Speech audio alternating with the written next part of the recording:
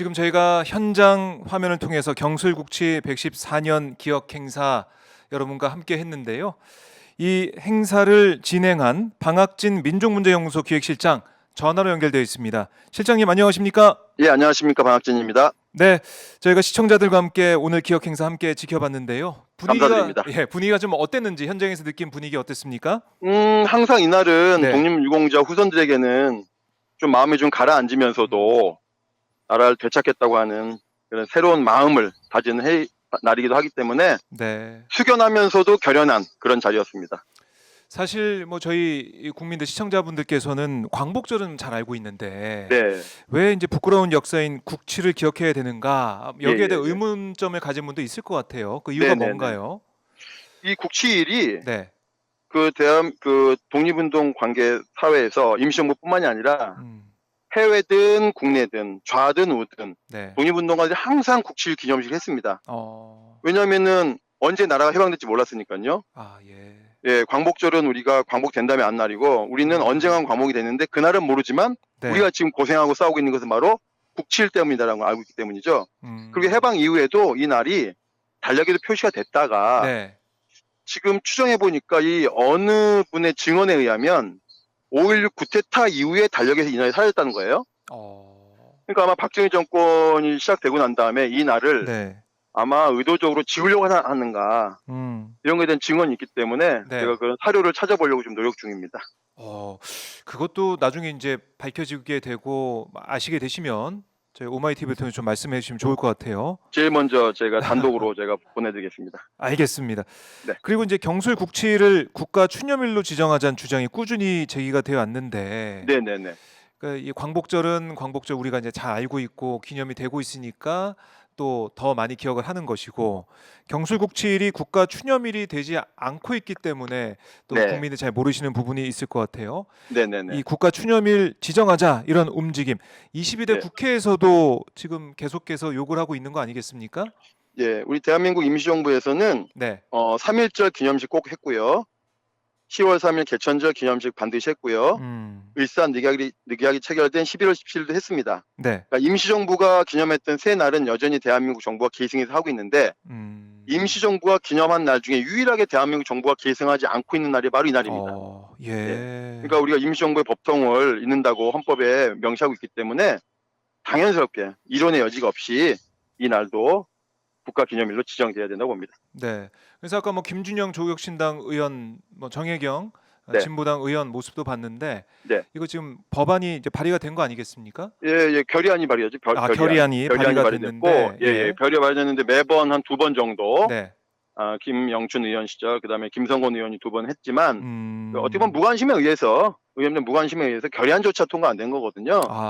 그렇군요. 그래서 지금 어쨌거나 이것은 국회 입법사항은 아니지만은 네. 국무회의에서 결정하면 되는 겁니다. 그러니까 대통령의 의지가 중요한데 네. 지금 우리 현 대통령이 절대 안 할 거니까 다만 예. 국회라도 결의안을 통과시켜서 민의를 반영하는 것이 중요하다 봅니다. 네, 뭐 이 문제는 여야가 따로 없을 것 같은데 네네. 22대 국회에서 어떻게 결의안이 처리가 되는지 지켜보겠습니다. 네, 감사합니다. 그리고 아까 저희 기억 행사에서 보니까 네. 이 친일 매국 7대 죄악 뭐 이런 것도 이제 네. 발표가 된 것 같아요. 예. 어떤 내용이었습니까? 지금 뭐 너무 잘 알고 계시면 국민들이 뉴라이트들이 그 중요 요직에 앉는 것부터 포함해서 사도광산을 네. 통한 외교 참사, 외교 실패, 독도를 갑자기 멀쩡한 독도 조형물을 치운다든지, 네. 그다음에 작년부터 독립영웅 흉상 치운다든지, 강제동원 엉터리 해법을 내놓는다든지, 네. 뭐 이런 것들이 지금 1년, 2년 사이에 벌어진 일이거든요. 그렇네요. 수십 년간의 독재 정권이 하지 않은 일들을 네. 1, 2년 안에 다 이루어지고 있다. 이것을 역사를 반역하고 있는 것이다. 예. 이렇게 보고요. 그래서 이런 것들을 우리가 국민에게 알리고 확인하고 그런 자리가 필요하다 싶어서 저희가 이번에 공표하게 되었습니다. 근데 이것은 저희만이 아니라 많은 분들이 아마 동감하는 내용일 것입니다. 그래요. 그래서 이 7대 제약이라고 이제 말씀해서 발표했지만은 여기에 대한 공감대 아마 국민적으로 계속해서 지켜보면서 그 죄악에 대해 이대로는 안 된다 이런 판단 이게 아마 여론 조사를 통해서도 뭐 이 김영석 국립관장, 독립기념관장 임명 문제에 대한 비판의 목소리가 큰 것처럼 네. 윤석열 정부의 지금 인사 문제나 여러 정책 문제에 대한 비판의 목소리가 커질 것 같다 이런 생각이 들고요. 네네네. 그런데 이 최근 우리가 지켜보고 있는 인사 문제 여기에 따라붙고 있는 게 바로 뉴라이트 문제 아니겠습니까? 네네네. 근데 윤 대통령이 오늘 기자회견에서 김영석 관장 등 이 뉴라이트 성향 인선 논란에 대해서 네. 솔직히 뉴라이트가 네. 뭔지 잘 모른다. 어. 뉴라이트는 뭐 진보적 우파다 뭐 이렇게 얘기를 했습니다. 기자회견 이후에 이 내용도 좀 많이 회자가 되고 있는데 네네네. 지금 우리 실장님이 들으실 때 이 내용 좀 어떻게 듣고 계십니까? 지금 김영석 관장도 그렇고 네. 그다음에 윤석열 대통령도 뉴라이트가 뭔지 네, 모른다. 뭔지 모른다. 뭔지 모르는 것 자체가 문제죠. 왜냐하면은 그 어. 10년 동안 박근혜 이명박 정권 때 그 예. 뉴라이트가 대한민국을 국기를 문란을 시켰는데 그것도 모르고 대통령이 되었다? 그것도 모르고 독립기념 관장이 되었다? 네. 그거 더 문제인 거죠. 더 문제. 모른다기보다는 모르는 척 하는 거겠죠. 모르는 척 하는 거다. 네네. 그래요. 그러니까 김영석 관장에 대해서 좀 더 말씀을 여쭤보면 네. 윤 대통령이 그랬습니다. 개인적으로 전혀 모르고 추천 인사 중에 임명한 것뿐이다. 검증 등 그러니까 위원회에서 별 문제가 없다고 했다라고 네. 했어요. 예. 결국에는 뭐 자이든 타이든 김 관장의 사퇴는 없을 것 같다 이런 생각이 드는데 예. 윤 대통령의 이런 반응 아니 뭐 예. 이 1순위 추천돼서 뭐 임명했다 뭐 이런 식으로 얘기를 하고 있던데요. 어떻게 네. 보십니까? 그러니까 아마 임명을 철회할 가능성은 없죠. 왜냐하면 네. 그렇게 돼버리면은 본인의 뉴라이트 인사가 실책이라는 거를 자인하는 꼴이니까 그러면은 김낙연 한국중앙연구원장도 네. 임명 처리해야 되고 아하. 박지양 동부학교재단 이사장 그다음에 허동현 독립기념관장 줄줄이 뉴라이트들을 낙마시켜야 되는 것이 되기 때문에 그렇네요. 이걸 막아야 된다라는 예. 생각을 갖고 있는가 봐요. 네. 하하. 어쨌든 근데 대단히 문제인 게 예. 이제 독립기념관장은 우리 독립운동 관련 기념 그 사업을 할 때 주관 기관장 중에 하나거든요. 네. 내년이 광복 80주년이란 말이죠. 아. 그러면 우리 뉴라이트가 주관하는 광복 80주년 행사를 우리가 정말 갈 수 있는가? 그렇네요. 그러면 이번 광복절과 같은 똑같은 국민 분열이 초래될 게 너무나도 뻔한데 이 현 정부가 국민 분열을 좀 계속 획책하는 것이 아닌가 싶어요. 갈라치기를 계속 하려고 일부러 임명 처리를 안 하고 있는 거 아닌가 싶습니다. 그러니까 중요한 일정을 앞두고 이렇게 이제 국가 기관을 다 이제 망가뜨리는 게 아니냐 네. 이렇게 보시는 것 같기도 한데. 뭐 내년은 또 이제 그 일사늑약 네. 우리가 외교권을 박탈당한 일사늑약이 또 120년 된 해거든요. 그러니까 내년이 줄줄이 정말 중요한 역사적 해가 많은데 예. 이런 것을 다 주관하는 부서의 장들이다. 뉴라이트라는 것들이 너무나도 한심스럽고 한탄스럽죠. 그래요. 그리고 이제 오늘 윤 대통령의 기자회견에서 이 정부가 광복회에 대한 뭐 보복 차원에서 다른 공법 단체를 추가 지정하려 한다 이런 의혹에 대해 예. 뭐 애국자의 유족들이 모인 단체에 대해서 보복하고 이럴 일이 뭐 있겠습니까? 예. 뭐 그렇게 좀 이해해 주시면 될 것 같다. 이런 답을 하던데 어떻게 들으셨습니까? 지금 광복회가 아주 이제 이종천 회장님이 취임하신 이후에 네.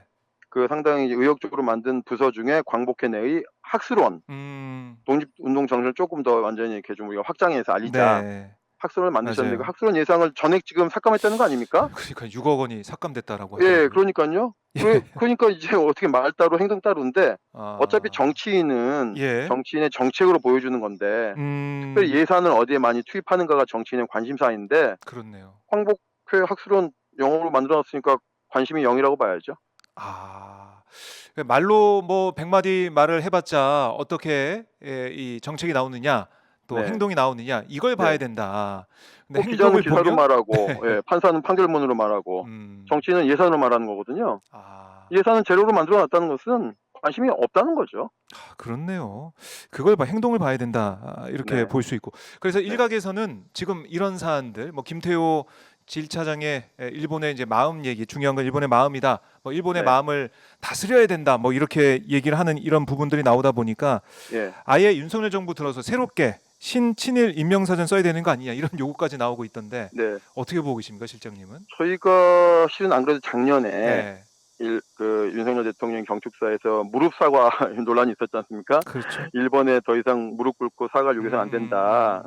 일본에게 더 이상 무릎 꿇게 해서 사과시키면 안 된다라는 건데 우리는 사과 요청한 바가 없는데 그래서 저희가 준비한 것이 이제 사과 망언을 한번 전 세계적으로 가해자 피해자 나라 사이에 사과와 망언이 어떻게 이루어진지 한번 저희가 자료집을 내보려고 좀 준비 중인데 그래요. 아마 뭐 그것이 제목이 어떻게 될지 모르겠지만 뭐 가칭 뭐 친일파 망언록이라고 할 수도 있겠고 예. 그래서 제가 좀 최선을 다해가지고 연내에 좀 그 기본적으로 좀 정리 한번 해보려고 준비 중입니다. 네. 알겠습니다. 그 상황까지 저희가 계속 지켜보면서 우리 실장님의 말씀을 들어볼 텐데요. 네. 특히 이번에 뭐 최근 들어서 독도 문제가 또 이슈가 되지 않았습니까? 네네네. 근데 뭐 대통령실에서는 독도 왜 또 이 괴담을 퍼뜨리냐? 예. 독도를 없애려는 게 아니다. 뭐 예. 이러면서 서울교통공사도 해명을 하고 국방부도 해명하고 이렇게 얘기를 하고 있는데 예. 어떻게 보십니까? 이 흐름들은 실장님께서는? 그러니까 이제 독도 조형물하고 독립운동가 예. 조형물은 그냥 조형물이 아니에요. 우리가 그 독립운동가 조형물 한번 청소하려고 해도 어떤 세리머니를 통해서 조형물을 청소하거든요. 그냥 물 청소하는 게 아니거든요. 네. 마찬가지로 독도도 우리 국민들에게 특별한 존재거든요. 독도라고 하는 것 자체가 대한민국의 독립의 상징이거든요. 네. 근데 대한민국의 독립의 상징인 독도는 단순히 섬이 아니라 주권 회복에 대한 상징물이란 말이죠. 근데 그것을 함부로 치우는 것은 저는 있을 수 없다고 보고, 네.